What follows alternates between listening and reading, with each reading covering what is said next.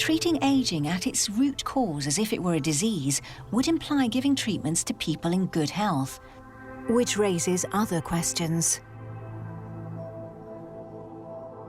So developing anti-aging drugs is a very powerful method. The problem, I think, will be to eliminate severe side effects. If you develop a drug for cancer, it's okay to have side effects.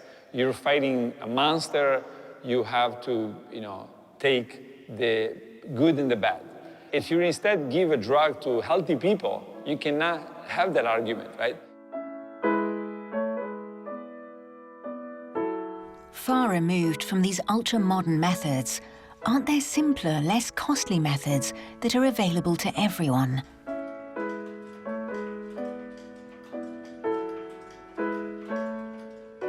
The best two drugs we have today for aging are not drugs.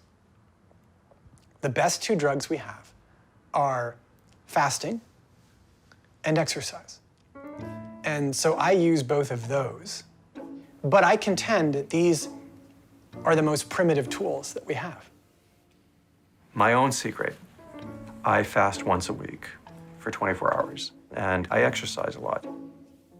I skip lunch, so generally I go 12 to 14 hours without eating.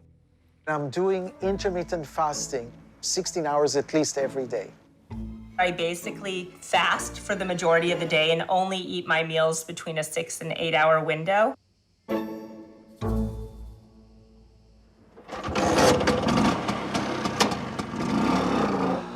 Valter Longo, who travels back and forth between Los Angeles and his native Italy, is a world expert on longevity. My goal is to make everybody live to 110 healthy. At first, Longo's hypothesis rested on the benefits of calorie restriction. Few people believed it, but real-life studies of Italian centenarians, along with years of lab tests, have proved him right. For the past 15 years, Valter Longo has carried out study after study, and all the evidence points to the regenerative mechanisms of fasting. Very clearly, in the laboratory studies, we see that there is shrinking of organs, shrinking of cells, and then re-expansion. And then it begins to turn on stem cells and begin to turn on the regeneration process, right? And it makes a lot of sense. It's actually a very simple concept, right? Because if I stop eating for 2 months, I will become maybe half of the size that I'm right now.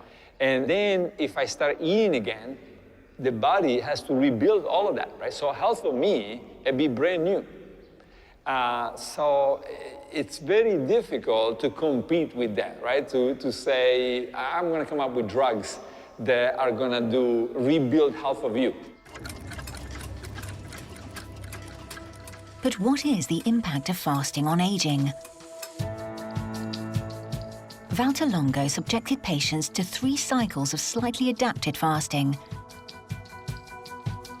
with a diet low in sugars and proteins.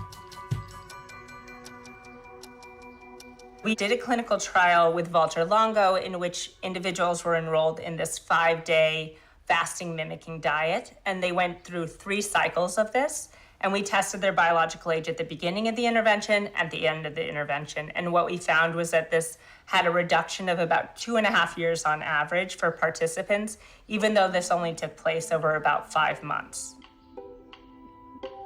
3 5-day fasts were enough to reduce biological age by 2.5 years.